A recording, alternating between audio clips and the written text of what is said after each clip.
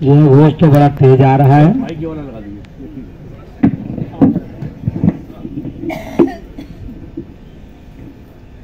परम पूज्य गुरुदेव की जय। सभी से निवेदन, पहले निवेदन है जो धूप में बैठे हैं तो कृपा करके थोड़ी देर के लिए छाया में बैठ जाएं। जो है थोड़ी देर के बैठ जाइए, पर वहीं बैठ जाएंगे आप थोड़ी देर के लिए यहाँ पे। हाँ, जो कुंड पे है थोड़ी देर के लिए आप लोग छाया पे बैठ जाएं। हाँ, नवग्रह वाटिका में बैठ जाएं, वहाँ कुर्सी है, क्योंकि आपको देख के हमें बोलने की हिम्मत नहीं पड़ेगी। तो जो छाया धूप में है उनसे निवेदन है कि वो छाया में जहाँ भी जगह मिले वहाँ पर आप छाया में बैठिए।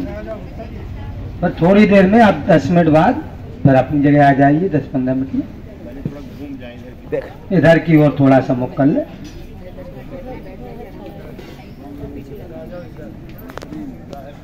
ओम सजल सिद्धाय विद्महे महाशक्त्यै धीमहि तन्नो भगवती प्रचोदयात्। ओम सखर प्रज्ञाय विद्महे महाकालाय धीमहि तन्नः श्रीरामः प्रचोदयात्। मंच पर विराजमान हमारे परमादरणीय इस पूरी रथ यात्रा की टोली के टोली नायक हमारे श्री समर बहादुर सिंह जी भाई साहब, हमारे जो सह टोली नायक और पूरा इसका अकाउंट और पूजन का क्रम देख रहे आज हमारे श्री सुभाष चंद्र तिवारी जी भाई साहब, और यहाँ के पूरे 5 जिले के समन्वयक के रूप में उपजोन समन्वयक परमादरणीय श्री अनूप श्रीवास्तव जी भाई साहब, और इस क्षेत्र के हमारे जोन समन्वयक परमादरणीय तिवारी श्री अनिल तिवारी जी भाई साहब, और हमारे पूरे लखनऊ ही क्या हमारे उत्तर प्रदेश की गायत्री परिवार की सबसे बड़ी विभूति के रूप में जो वो अभियान चला रहे हैं युवा पीढ़ी के बीच में, विद्यालयों में जाकर के पर्सनल डेवलपमेंट का, और उनकी पूरी टीम परम आदरणीय श्री अरुण श्रीवास्तव जी भाई साहब, जिनके लिए जोरदार ताली आप लोगों। ऐसी विभूति और ऐसे दिव्य पुरुष ये गायत्री परिवार को और हमारे लखनऊ को यहाँ पर इस समय हम सबको उपलब्ध हैं, और वो इतना महान कार्य जो हमारे गायत्री परिवार में पूरे भारतवर्ष में भी कोई नहीं कर रहा होगा, जिस लेवल पर वो अभियान को गति दे रहे हैं। विद्यालयों में जाकर के पर्सनल डेवलपमेंट का और कई प्रकार के वो अभियान चला रहे हैं। उन सभी उनका नमन करते हुए, और सभी हमारे सम्मानीय वरिष्ठ आत्मीय परिजन हमारे आदरणीय गुप्ता जी, जो इतनी आदरणीय बहन जी इतनी मेहनत कर रहे हैं, 3 मुख्यमंत्रियों के पर्सनल पीए रहे हैं, लेकिन इतनी विनम्रता से रात दिन कार्य कर रहे हैं।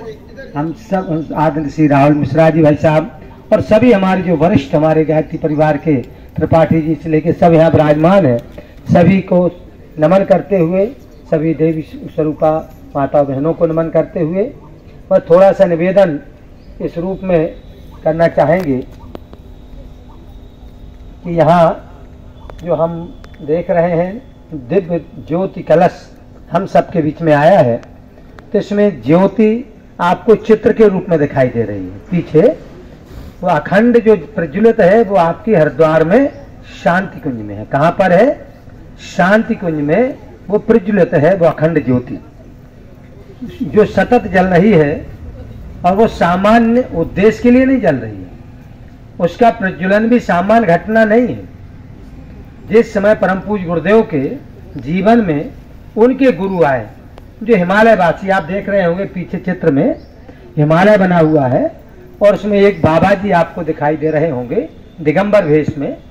वो बाबा जी सर्वेश्वरानंद जी, जिनकी उम्र का कोई पता नहीं है, कितने हजारों वर्षों की उम्र है, वो उनके पूजा की कोठरी में जब परम पूज्य गुरुदेव 15 वर्ष की उम्र के थे, उनके पूजा कक्ष में प्रकट हुए, पूर्व जीवनों का उनको परिचय कराया, और कहा अब इस जीवन में जो तुम्हें महान कार्य करना है, वो महान कार्य तो है सबसे बड़ा पूरे युग को बदलना है। जिस तरफ में ये पूरा युग ये समय जा रहा है, अगर वो चलता रहा, उसमें परिवर्तन नहीं किया गया, तो ये दुनिया नष्ट हो जाएगी, बचेगी नहीं। लेकिन अभी भगवान की इच्छा नहीं है कि ये दुनिया बचे। इसके लिए तुम्हें हम ये दीपक जला के दे जा रहे हैं, इसको तुम्हें इस ज्योति को अखंड बनाए रखना है, गौ का घृत इसमें समर्पित करते रहना है और इसी ज्योति के समक्ष तुम्हें 24 साल तक अखंड गायत्री की साधना इसके समक्ष करनी है। 66 माला माने लगभग 6.5 घंटे तुम्हें नित्य प्रति इसके समक्ष बैठ करके गायत्री की साधना करनी है और काली गौ को जबा खिलाना है। वो जबा पवित्र होकर के उसमें कहीं किसी प्रकार का दोष मल विक्षेप ना रहे, वो वहां से पवित्र गौ माता से जो काली गौ उससे निकल करके आएंगे, उनको धो करके पीस करके उनकी रोटी बनाना और गौ की ही मट्ठा से, गौ के ही मट्ठा से जिसमें नमक शक्कर कुछ नहीं होगा, उससे ही इस रोटी को आपको खाना है। और ये कब तक खाना है? ये 24 साल तक। कितने वर्ष के थे? 15 साल के। कल्पना कर सकते हैं। लेकिन ये होता है गुरु और शिष्य का संबंध। गुरु ने कहा और शिष्य ने समर्पण कर। दीक्षा का मतलब यही होता है, दीक्षा। अब हमारी अपनी कोई इच्छा नहीं, जो इच्छाएं थी वो गुरु को समर्पित कर दी। अब गुरु की जो इच्छा है वो अब हमारी इच्छा है। परम पूज्य गुरुदेव को उन्होंने समर्पण किया और प्रचंड साधना की। वो दीपक जिसके समक्ष उन्होंने 24 लाख के 24 महापुरुषों ने संपन्न किए, वही दीपक की ज्योति जो अनवरत प्रज्वलित है। गुरुदेव के गुरु ने जब प्रज्वलित किया तब से लगातार उसके समक्ष गुरुदेव की साधना के बाद परमंदिनी माता जी ने उस ज्योति के सामने देव कन्याओं को, उसमें एक देव कन्या परमादरणीय अरुण श्रीवास्तव बहन जी के घर से सामने हमारी आदरणीय बहन जी बैठती मीना बहन, ये वहीं पर माता जी ने आवाहन किया था। तो देव कन्याएं 1-1 साल 2-2 3-3 साल मंदिनी माता जी के पास रही और उनको ड्यूटी रहती थी कि आपको 1 घंटा अखंड ज्योति के समक्ष तुमको जप करना है।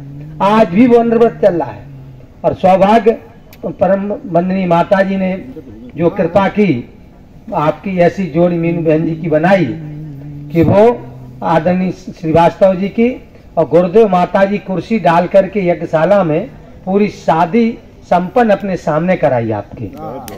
ये बहुत बड़ी बात है। ये जो विवाह संस्कार हुआ वो स्वयं गुरुदेव माता जी समक्ष बैठे रहे। ये संबंध ये आप समझ सकते हैं।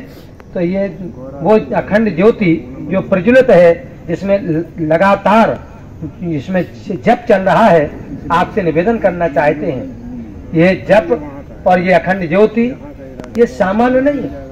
सामान्य भी दीपक अगर आप जला दें 12 वर्ष तक तो वो सिद्ध हो जाता है। 12 वर्ष में वो सिद्ध हो जाता है। और लेकिन जिसके समक्ष गायत्री महामंत्र जैसा मंत्र, महामंत्र जितने जग माही और को गायत्री सम नहीं, जो उसके समक्ष जो जप हो रहा है। हमारी कोई बहनों को कोई बात करना है तो कर ले पहले, तो थोड़ी देर बाद हम कर लेंगे। तो हम जो निवेदन कर रहे थे कि जो जप अपना किसी ने किया इसके समक्ष, आपसे थोड़ा सा निवेदन करते हैं कि गुरुदेव देखने में बिल्कुल इतने सादा रहते थे कि लोग धोखा खा जाते थे। और अधिकांश धोखा खाया जिनकी हम कथा कह रहे हैं आपके सामने। एक रमेश चंद्र शुक्ल जी, बढ़िया दाढ़ी, बड़ा व्यक्तित्व, लंबे चौड़े गोरे चट्टे, लगते थे कि कोई बहुत बड़े महान संत हैं और गुरुदेव के साथ यात्राओं में जाते थे। और वो रमेश चंद्र शुक्ल जी को देख करके लोग, गुरुदेव ऐसे बिल्कुल सामान्य धोती कुर्ता खादी का पहन करके, तो लगता था कि ये चेला हैं इन गुरु जी के। किनके? रमेश चंद्र शुक्ला जी के चेला कौन है? गुरु जी। इतने सादा रहते थे कि लोग धोखा खा जाते थे और लोग गुरुदेव का फर्स्ट क्लास में रिजर्वेशन कराने का प्रयास करते थे। लेकिन गुरुदेव उस समय 3rd क्लास के डिब्बे से निकलते थे और लोहे का बक्सा अटैची के रूप में उनके साथ और एक बिस्तर बंद साथ में लेकर के गुरुदेव जब उतरते थे तो बड़े बड़े लोग ये धोखा खा जाते थे। और कभी कभार लोग जाकर के चरण किसके पकड़ते थे? रमेश चंद्र शुक्ला जी के। उनके पकड़ करके रह जाते थे कि ये गुरुजी है। गुरुदेव कहते थे यही गुरुजी हैं। वो कहते नहीं नहीं गुरुजी ये हैं। अब लोग बड़े परेशान, गुरुदेव कहते थे ये गुरुजी हैं, तो वो कहते थे नहीं गुरुजी ये हैं। इतने सामान्य, जब कभी कोई अवतारी स्तर की शक्ति धरती पर आती है ऐसे धोखा देती रहती है, लोग बेवकूफ बने रहते हैं, समझ ही नहीं पाते, वो अपना काम करके आगे बढ़ जाते हैं। वास्तव में यही रमेश चंद्र शुक्ल जी कहाँ के थे, ये मस्ती चक्र जगह है बिहार के, वहां पर इन्होंने एक बड़े सिद्ध पुरुष से इन्होंने दीक्षा ली थी। बहुत बड़े सिद्ध संत माने जाते थे। वो उन्होंने शरीर छोड़ दिया। उन्होंने जब शरीर छोड़ दिया तो स्वप्न, कुछ दिनों बाद स्वप्न में रमेश चंद्र शुक्ल जी के वो आए। उन्होंने कहा बेटा मेरी मुक्ति नहीं हो पा रही है। तो उन्होंने कहा आपकी मुक्ति नहीं हो पा रही? हाँ बेटा मेरी मुक्ति नहीं हो पा रही। पर एक बात है कि अन्य किसी की मुक्ति तो संत कर सकते हैं, लेकिन संत की मुक्ति का अधिकार केवल अवतार को होता है, केवल अवतार कर सकता है। तो उन्होंने कहा अवतार तो जाने कब होगा? तो उन्होंने कहा नहीं बेटे अवतार हो चुका है। पंडित श्री राम शर्मा आचार्य इस समय शिव के अवतार हैं। बेटा यदि तुमने उनको, जहां हमने शरीर छोड़ा है जिस कमरे में, यदि वहां पर उनको बुला देते हैं तो वो यदि आ जाएंगे तो मेरी मुक्ति हो जाएगी। उन्होंने कहा गुरुजी मैं पूरा प्रयत्न करूंगा और उनको ला करके ही रहूंगा। उन्होंने कहा नहीं, उनको ऐसे नहीं लाना है, तुम्हें 5 साल तक गायत्री के 5 महापुरुषण आपको संपन्न करने हैं। 5 साल तक तुमको 66 माला रोजाना गायत्री मंत्र की जपना है। तब बुलाओगे 5 साल बाद, तब वो आएंगे और बस इस कमरे में जब वो आएंगे तभी मेरी मुक्ति होगी। यही एक विधान बन चुका है। तो उन्होंने कहा गुरुवर मैं करूंगा। और उन्होंने प्रचंड साधना अपनी 66 माला की प्रारंभ कर दी, गुरु की आज्ञा मान के स्वप्न में। 3 साल जब उनके पूरे हुए तो 3 साल बाद उन्होंने कहा मैंने स्वप्न देखा था और स्वप्न देख करके साधना प्रारंभ कर दी। ये सही है कि झूठी है कुछ पता नहीं, इसका परीक्षण करना चाहिए। तो उन्होंने गुरुदेव का अखंड ज्योति में पता लिखा रहता था, तो उन्होंने गुरुदेव के नाम से पत्र लिखा और उसमें अपने क्षेत्र की बड़ी बड़ी समस्याओं का, कि हमारे यहाँ कोई गायत्री नहीं जानता, कोई यज्ञ नहीं जानता, ऐसा मिलाकर के 3 पेज का पत्र लिखा। लेकिन ये घटना कि उनके गुरु के साथ जो घटित हुई और वो साधना कर रहे हैं ये बिल्कुल नहीं लिखी और पत्र डाल दिया। और गुरुदेव ने उन 3 पेज के पत्र का उत्तर 3 लाइन में लिख करके उन्होंने भेजा। उनका बेटा रमेश चंद्र प्रसन्न रहिए, हमारा आशीर्वाद है। अभी तुम्हारी साधना के 2 वर्ष शेष हैं, मैं 2 वर्ष बाद आऊंगा। अब इनकी झक्की खुली, बोले कि ये जो हम कर रहे हैं ये बात बिल्कुल सही है। और उन्होंने 2 वर्ष और अपनी साधना की। जब अब 5 वर्ष पूर्ण हुए तब उन्होंने गुरुदेव को बुलाया। गुरुदेव आए और उस कोठरी में गए। गुरुदेव लगभग आधा घंटे भीतर रहे। इसके बाद बोले रमेश चंद्र शुक्ला जी आइए, मिलना हो तो मिल लो। तो उन्होंने कहा किससे मिलना है? कि आइए। जब वो भीतर कमरे में जाते हैं तो देखते हैं उनके गुरुदेव साक्षात सामने खड़े हैं, उनके चरणों में गिर पड़ते हैं। जो रमेश चंद्र शुक्ल जी अपने गुरु के, गुरुदेव उनको अपने कलेजे से लगा लेते हैं, हृदय से, और कहते हैं बेटा तुमने मेरा उद्धार कर दिया, मुझे मुक्त कर दिया। बेटे अब एक काम है, मैं तुम्हारा हाथ एक अवतार के हाथ में पकड़ा के जा रहे हैं। अब ये तुम्हारे गुरु होंगे। आप इनको ऐसे कुशल नाविक हैं, ऐसे माझी हैं, जिस मझधार में डूबने नहीं देंगे। तुम इनकी नाव में बैठ करके यात्रा करना। और गुरुदेव को उन्होंने अपना हाथ पकड़ाया। उनके गुरु ने, भाइयों बहनों, वही रमेश चंद्र शुक्ल जी जो अभी 2 साल पहले उन्होंने शरीर छोड़ा है, 100 वर्ष से ऊपर की आयु होकर के, और एक विराट बहुत बड़ा साधना केंद्र उन्होंने मस्ती चक्र में बनाया है। बड़ा हाई हॉस्पिटल भी बनाया है। अभी पूरे देश भर के गायत्री साधक इस समय उनके वहां पर साधना स्थली पर साधना करने के लिए पहुंच रहे हैं। भाइयों बहनों, ये तो हमने एक छोटा सा निवेदन किया है कि ये जो गुरु सत्ता जो साधना करती थी जिस दीपक के समक्ष, वो सामान्य शक्ति नहीं थी, वो इसके अवतार, वो साधना करते थे। वह ज्योति आपके यहाँ पर आई है। और जो कलश है, ये जो कलश है, ये परमंदिनी माता जी जो उनकी सहधर्मिणी रही हैं, परमंदिनी माता जी का भी जन्म सन 1926 में ये दीप जलाया गया था। ये ज्योति जलाई गई थी बसंत पंचमी के दिन 18 जनवरी 1926 को। उसी समय परमंदिनी माता जी का भी उसी वर्ष उनका भी अवतरण होता है धरती पर। और उसी समय महर्षि अरविंद एक बात कहते हैं कि यहाँ सन 1926 में इस वर्ष वो कह रहे हैं कि भागवत चेतना का अवतरण हुआ है, भागवत चेतना का अवतरण हुआ है और वो अपना कार्य करेगी। और 100 वर्ष पूरे होने के बाद ये भारत ऐसा अंगड़ाई लेता हुआ और धीमे धीमे आगे बढ़ करके विश्व को राह दिखाएगा, विश्व का नेतृत्व करेगा, विश्व का सुपर पावर बनता हुआ चलेगा। और ये भविष्यता बन चुकी है और ये निश्चित रूप से होगा। भाइयों बहनों, जब यह अखंड ज्योति प्रज्वलित की गई, परमंदिनी माता जी का अवतरण हुआ, परम पूज्य गुरुदेव ने उसी समय से अपनी प्रचंड साधना का शुभारंभ में किया। भाइयों बहनों, वो 1926 थी जिसको भागवत चेतना का अवतरण का महापर्व बताया था किन्होंने? महर्षि अरविंद ने। भाइयों बहनों, वो समय आ चुका है, परिवर्तन का चक्र घूम रहा है।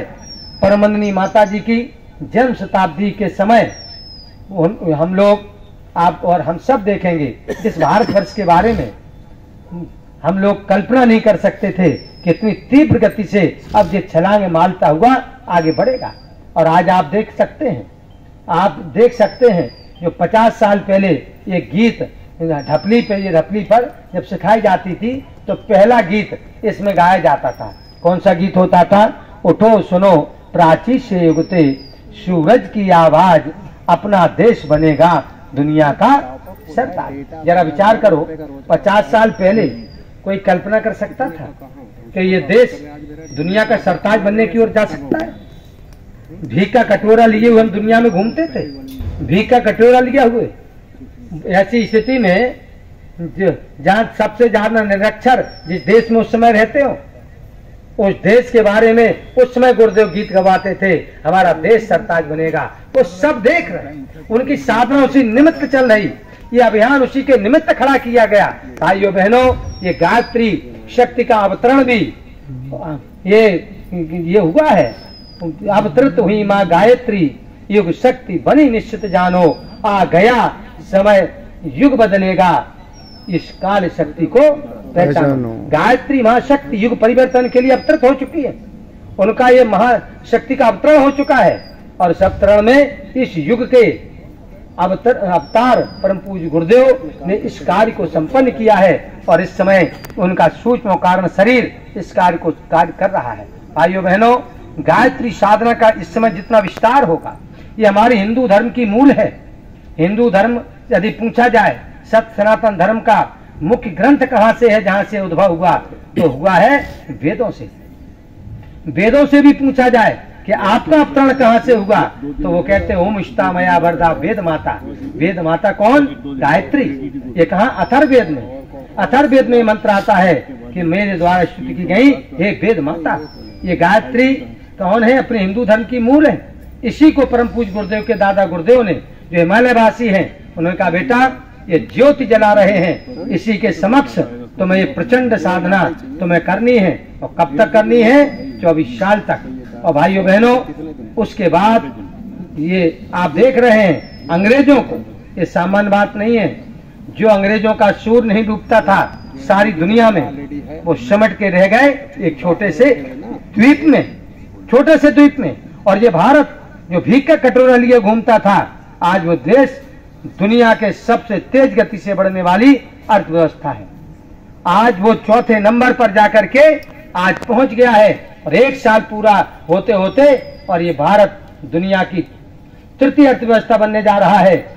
और आप जब ये जन्म शताब्दी मनाने के लिए शांति कुंज में पहुंचेंगे, पहले तो 20 जनवरी से 23 जनवरी तक 4 दिन का बसंत पंचमी के पावन पर्व पर जब ये पूरा 100 साल पूर्ण होगा, उस समय 4 दिन का विशेष आयोजन शांति कुंज हरिद्वार में होगा।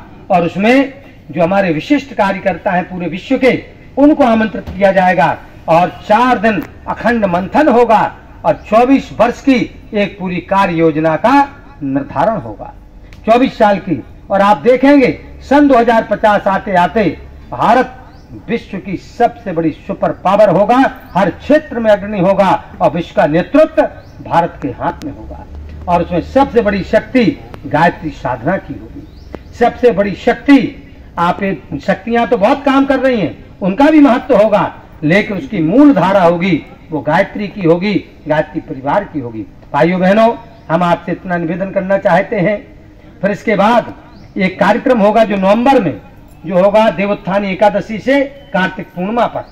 इसमें 5 दिन का यह आयोजन होगा और इस आयोजन में गायत्री के जो विशिष्ट साधक हैं, जो उसका एक पत्रक आ रहा है शांति कुंज से, पंजीयन फार्म भरा जाएगा। उसमें आप सब को साधना निर्धारित कर दी जा रही है कि इतनी साधना आपको करनी है।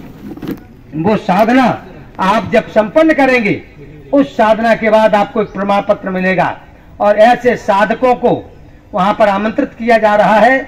उनकी आहुतियां यज्ञ कुंड में समर्पित की जाएंगी। भाइयों बहनों, आपसे निवेदन करना चाहते हैं, वहीं से एक परिवर्तन का तीव्र गति से एक प्रवाह चलेगा और आप देखेंगे अपनी इन्हीं आंखों से क्रांतियों का रेला चलने लगेगा, एक क्रांतियों का एक प्रवाह चलने लगेगा और आप देखेंगे भारत तीव्र गति से आगे बढ़ता हुआ।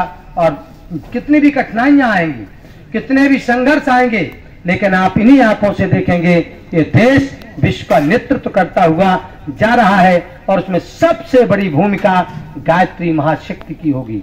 भाइयों बहनों, इसके लिए गायत्री साधकों को हम लोग तैयार करने का अभियान है।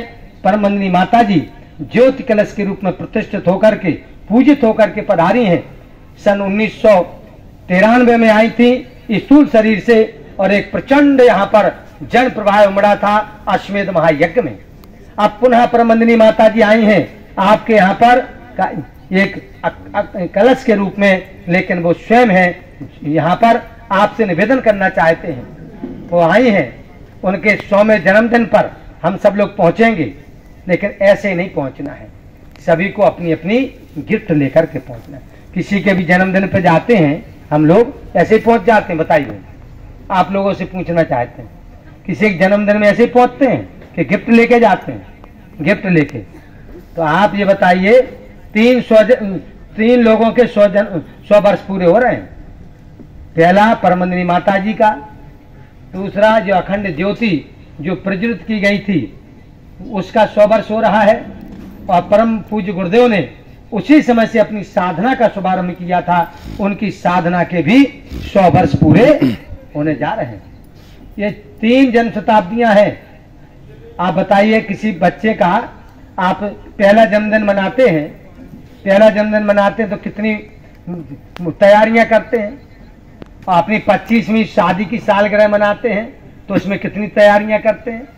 50वीं अगर गोल्डन जुबली मनाते हैं तब कितनी तैयारी करते हैं। भाइयों बहनों, गुरुदेव माता जी की अखंड ज्योति की 100वां जन्मदिन मनाने जा रहे हैं। आप सबसे निवेदन करते हैं, आप सबको निमंत्रण देने स्वयं वंदनीय माता जी आएंगे। निमंत्रण स्वीकार है आप सबको? यस। बताइए किन किन को स्वीकार है? कुछ लोग कह रहे हैं हमें स्वीकार नहीं है। अच्छा, तो स्वीकार है तो ये बताइए। लेकिन उन्होंने एक बात और कही है कि आपको तो स्वीकार है, लेकिन जहां तक वंदनीय माता जी कह रही हम नहीं पहुंच पाए वहां तक हमारे निमंत्रण को आपको लेके जाना है। आप जाएंगे? आप लोग जाएंगे?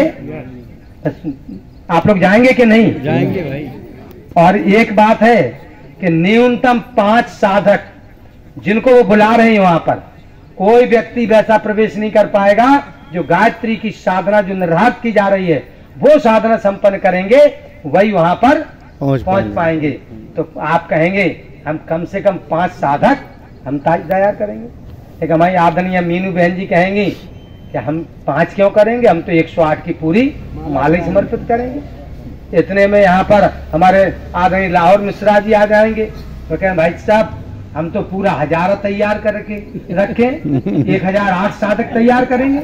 अब ये आप सबके ऊपर है। वंदनीय माता जी ने आप सबको आमंत्रण दिया है, निमंत्रण दिया है और ये भी कहा है बच्चों गायत्री साधक तैयार करो, क्योंकि क्रांति यहीं से होने जा रही है।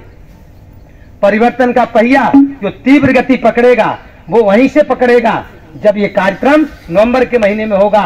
भाइयों बहनों, आप सबसे अनुरोध करना चाहते हैं, गायत्री साधकों को तैयार करिए। साधन भरे पड़े हैं पर साधना नहीं है, भगवान तो वही है पर आराधना नहीं। साधकों को तैयार करना है। और निवेदन है भाइयों बहनों, लास्ट बात कहते हुए, जब आप उनको गिफ्ट देंगे साधकों की, उनका खुद का कोई स्वार्थ नहीं है। एक बात समझ लीजिए, जो साधक आप समर्पित करेंगे पहले तो उन साधकों का ही उद्धार होगा, उन साधकों की आत्म चेतना का उद्भव होगा, उनका ही आत्म कल्याण होगा। और भाइयों बहनों, उन साधकों के द्वारा एक समाज में, राष्ट्र में एक बहुत बड़ी क्रांति होगी। अपने राष्ट्र का, दुनिया का हित होगा। क्योंकि अगर दुनिया बचेगी तो बचाने के लिए भारत को खड़ा होना पड़ेगा। कोई नहीं दुनिया को बचा सकता, भारत ही है जो उसको दिशा दे सकता है, उसको सही ढंग से राह दिखा सकता है, वो केवल भारत कर सकता है। और भाइयों बहनों, आप सबसे हमारा निवेदन है कि ये भारत को जब तक नहीं आगे बढ़ाया जाएगा दुनिया नहीं बच सकती। और भारत को शक्ति है अध्यात्म, यही मूल शक्ति है जीवनी। जैसे आपने नाना नानी की कहानी पढ़ी होंगी, उसमें नाना नानी कहानी में कि एक दानव था जो सबको खा जाता था। उस दानव के प्राण कहाँ बचते थे? एक तोते के भीतर। और तो एक जन को मालूम चल गया, उन्होंने तोते की गर्दन मड़ोरी और दानव मर गया।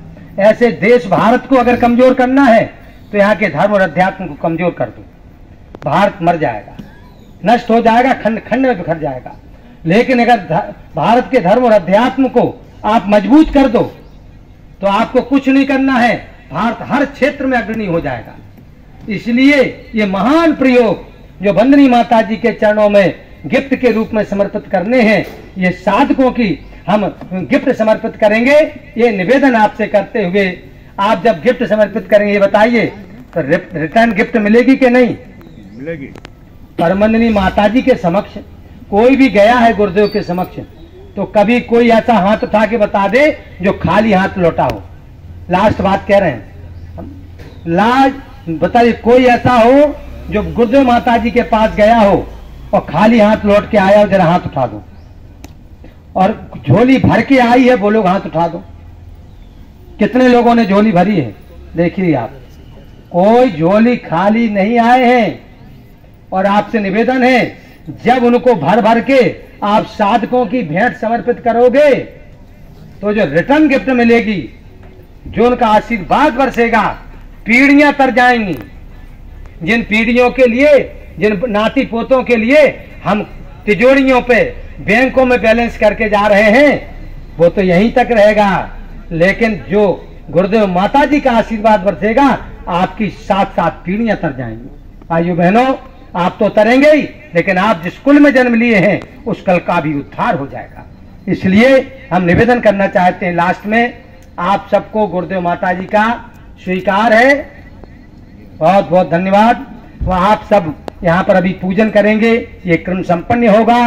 और इतना निवेदन करते हुए कि यहाँ से आसे आने से, और आप सब इतनी बड़ी विभूतियां ये बैठी हैं, यहाँ सामान्य विभूतियां नहीं, आप सब आपने बड़े बड़े पदों को आपने सुशोभित किया है। सुशोभित ही नहीं, गौरवान्वित किया।